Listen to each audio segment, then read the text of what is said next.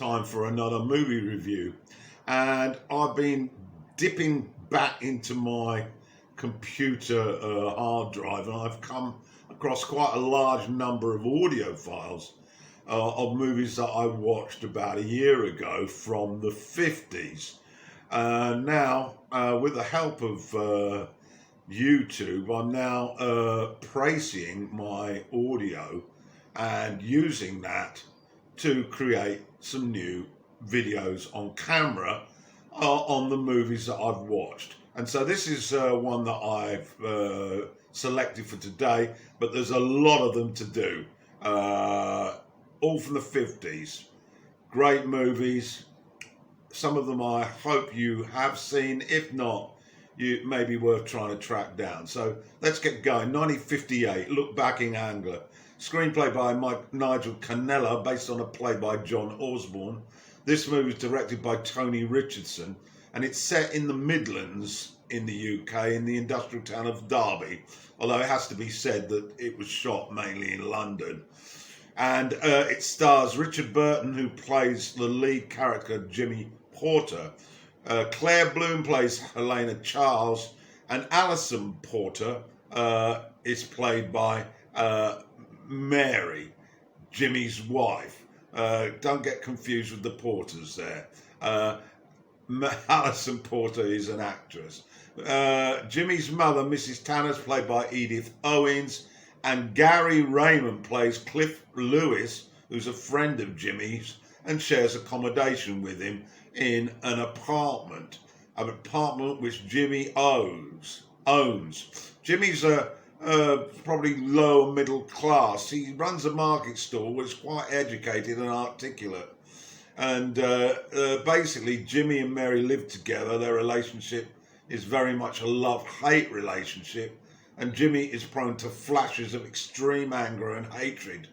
He's vitriol in his delivery, Burton, but he also displays an affection within the character, akin to a child, particularly to his wife prior to wanting sex. Now, Porter is involved at a local club in the evenings where he plays trumpet, and he's quite an exhibitionist, but he shows some great skills at playing the instrument to all and sundry. But where they live, and also in the local neighbourhood, they aren't so appreciative. He's a bit of a powder keg, is Jimmy, explodes far too frequently. He hates the humbug and pompousness of the middle class, but he equally despises the ignorant working class. Anyway, his wife's pregnant, unbeknown to him. His best friend, Cliff Lewis, is a sympathetic ear to the wife, Alison. And the plot unfolds as Jimmy, at the market, befriends a new stallholder who's Indian. And we get a glimpse of racism from fellow market traders about the Indians' pricing policy. Also a crucial role within the film for the mother, played by Edith Evans. She's a concerned mother and aware of her son's problems. We see her ritual visit to husband's grave with Jimmy, a moving scene.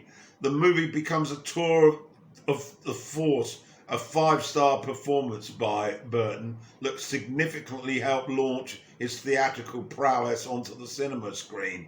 And shortly after, into the 60s, of course, we had Virginia Woolf. But here, his acting is stunning. His jealous outbursts are like an attention-seeking child. His use of language bringing Osborne's play to the screen. His disinteresting things. His disgust when he blurts out to his wife.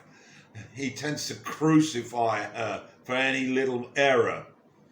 The arrival of Alison's friend, Helena Charles, played by Bloom, rather upsets things somewhat.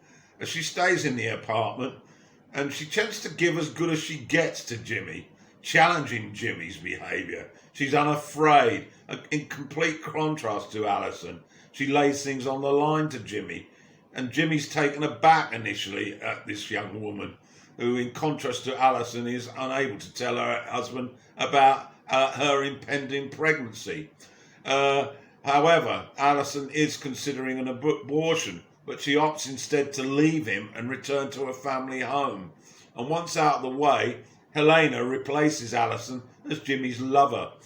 The relationship is quite different, however, more on an equal footing, and to an extent Jimmy shows a certain level of respect for this approach by Helen.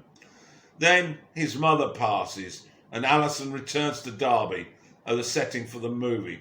Why, we're a bit unclear, but the triangle emerges as the film hurtles emotionally to a conclusion. This movie packs a punch for sure. Great performances, but Burton stands out amongst them all. He's an extraordinary talent with the spoken word, as exemplified by his ability to show the emotional aspects of the character. And here he is awesome. One of his strongest performances, I think. So I'd suggest you get to watch it. Great direction by Tony Richardson, who of course went on to make many great British films in the 60s.